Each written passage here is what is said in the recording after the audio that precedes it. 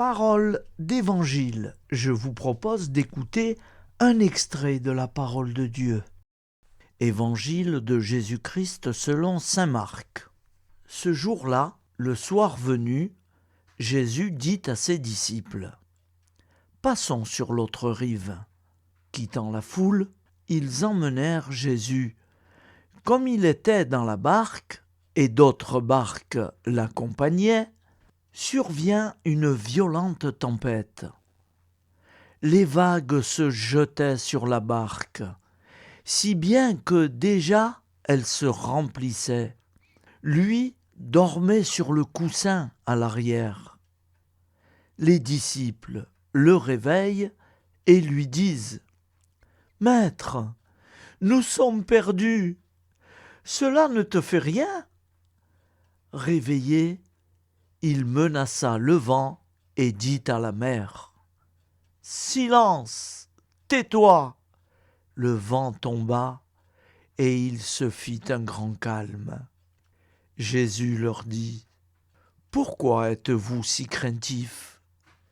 N'avez-vous pas encore la foi ? » Saisis d'une grande crainte, ils se disaient entre eux : « Qui est donc celui-ci pour que même le vent et la mer lui obéissent ?» Acclamons la parole de Dieu. Louange à toi, Seigneur Jésus. Alors, frères et sœurs, si vous le permettez, je vais faire un petit rajout, parce que dans cet évangile, il y a, si j'ai bien compris, un manque de foi. Qui n'a pas un manque de foi ? Moi, François F.L. Cateau, j'ai un grand manque de foi. Bien sûr, je crois, bien sûr, j'en suis persuadé, mais quand j'ai un ennui, quand j'ai des problèmes, comme tout le monde, je crains, j'ai peur du lendemain. Et donc, c'est pas évident. Alors, ce que je vais vous lire maintenant, c'est Saint Padre Pio, Pietrelcina, de 1887 à 1968. C'est lui qui disait ça. « Ô Dieu, soyez mon guide et mon pilote. Gardez-vous toujours de transformer vos occupations en troubles et en inquiétudes spirituelles.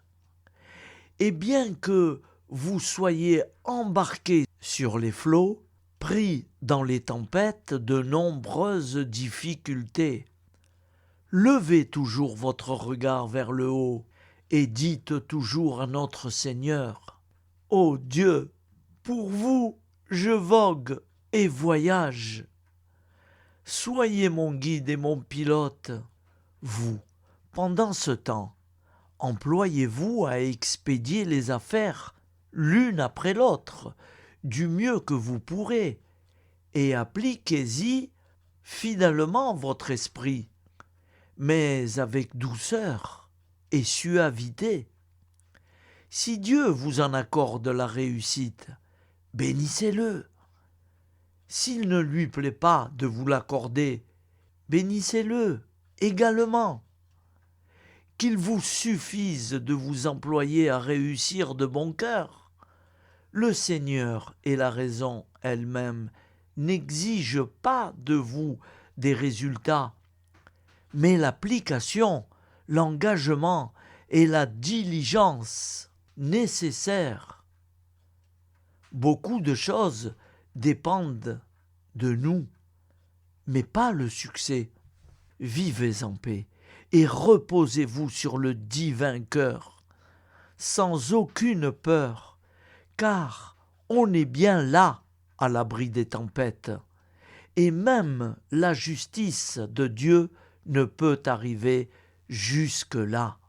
Efforcez-vous de bien dominer les angoisses de votre cœur. Confiance et calme dans la grande œuvre de votre sanctification et celle d'autrui. À Jésus, le reste. Acclamons la parole de Dieu. Louange à toi, Seigneur Jésus.